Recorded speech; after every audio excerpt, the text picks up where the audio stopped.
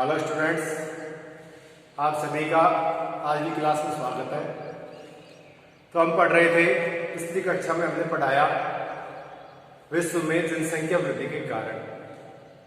अब विश्व की जो जनसंख्या लगातार बढ़ रही है उसके क्या कारण है, तो हमने बताया खाद्य पदार्थ निश्चित आपूर्ति, मृत्यु दर में आपका जो है गिरावट, प्रवास, शांति और सुरक्षा, जन्म दर में बढ़ोतरी, मृत्यु दर में गिरावट, रहन सहन के स्तर में सुधार, इसके अलावा जो साफ सफाई में मनुष्य को विशेष ध्यान देना, जो नई महामारियां हैं, जो बीमारियां हैं, उन पर सफलतापूर्वक नियंत्रण पा लेना।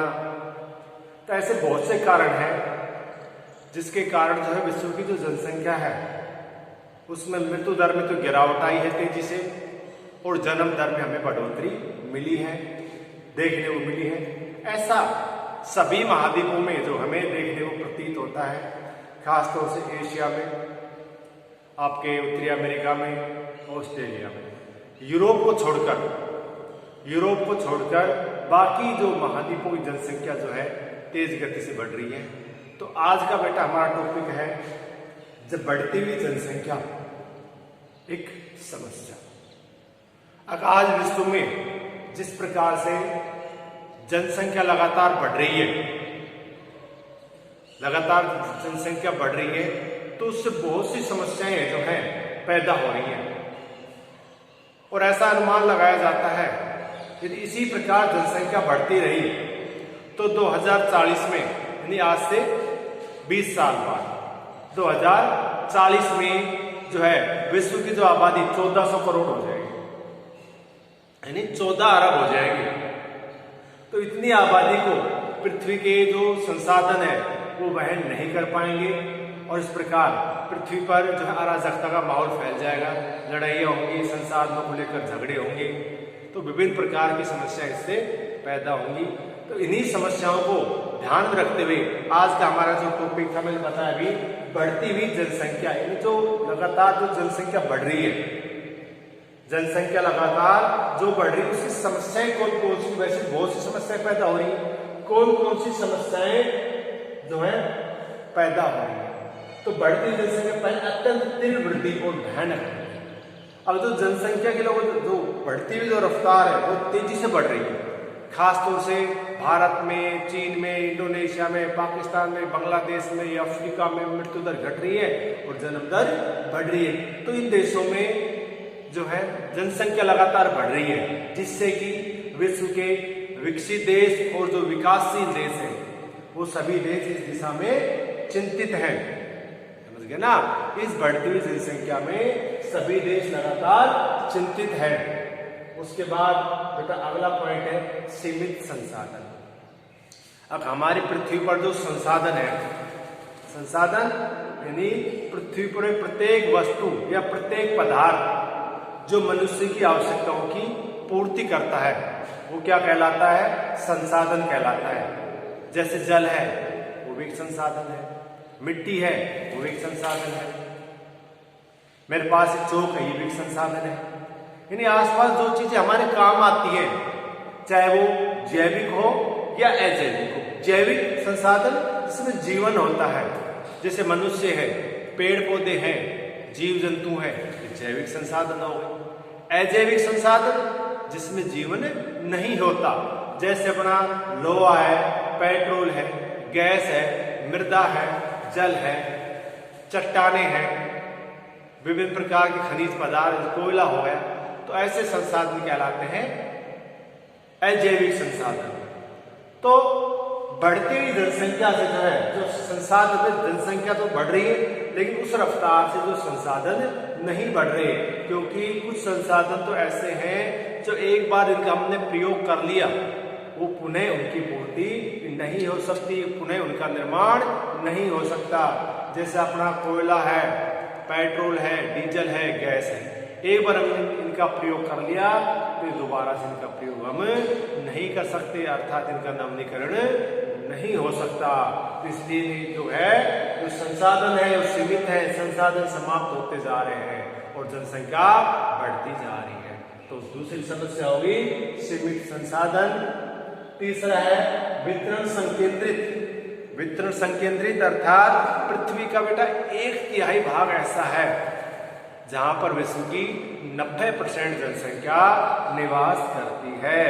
यानी कहने का तात्पर्य है पृथ्वी का एक हिस्सा तो ऐसा जहां पर जनसंख्या अत्यधिक बहुत ज्यादा जनसंख्या है, और एक हिस्सा ऐसा है जहां पर जनसंख्या बहुत ही न्यून है, यानी जहां पर प्रति वर्ग 1 से भी कम लोग जहां पर पाए जाते हैं, अर्थात वह हिस्सा जो है बिल्कुल सुनसान है और वहां पर भविष्य में भी जनसंख्या बढ़ने की जो है आशा नहीं है। तो कहने का तात्पर्य ये है अब पृथ्वी का जो भारी जो संतुलन है वो गड़बड़ा रहा है। जैसा आपने पढ़ा हुआ ना 11वीं में हमने पढ़ाया था आपको, अब जो जलीय भार से भूकंप आते हैं, इसी प्रकार जब पृथ्वी के एक हिस्से में जब जनसंख्या ज्यादा हो जाती है तो जो पृथ्वी का जो बैलेंस है वो गड़बड़ा जाता है, जिससे कि भूकंप आने की, अन्य प्राकृतिक आपदाएं आने की संभावना बनी रहती है। तो वितरण संकेंद्रित हो गया बेटा, यानी अग्र स्थलखंड का वह हिस्सा जहां पर जनसंख्या ज्यादा बस रही है, और जब ज्यादा जनसंख्या है वहां पर तो उन क्षेत्रों में जो लोगों को जो जीवन स्तर है वो गरीबी में है। आज विश्व के ऐसे बहुत से देश हैं जहां पर लोगों का जो जीवन है वो बहुत ही जो जीवन का जो गुजारा है वो बहुत ही निम्न स्तर का है। जैसे अपना देश है भारत हो गया, इंडोनेशिया हो गया, पाकिस्तान हो गया, आपका अफगानिस्तान हो गया, या इराक हो गया, यमन हो गया, सीरिया हो गया है। तो ये ऐसे देश हैं जहां पर लोगों की जो प्रति व्यक्ति आय बहुत कम है, जहां पर लोगों की जो प्रति व्यक्ति आय बहुत कम है और जो जीवन स्तर है बहुत ही नीचा है। तो ये तो होगा बेटा वितरण संकेंद्रित। हम पढ़ रहे हैं बढ़ती हुई जनसंख्या से उपजी हुई समस्याएं, तो ये समस्याएं हैं। उसके बाद है बिना बसे भूभागों पर निराशा। अब पृथ्वी पर बहुत से ऐसे हिस्से हैं, इन लगभग 70% भाग ऐसा है जहां पर जनसंख्या नहीं पाई जाती और वहां पर मनुष्य की बसावट नहीं है। इसका कारण यह है कि वहां पर जो है विपरीत परिस्थितियां हैं, अर्थात वहां के मनुष्य के जो रहने लायक जो है अनुकूल परिस्थितियां नहीं, या तो वहां पर तापमान अत्यधिक ज्यादा है या कम है, या अत्यधिक आर्द्र प्रदेश है, ज्यादा बारिश होती है, या प्राकृतिक आपदाएं आती हैं।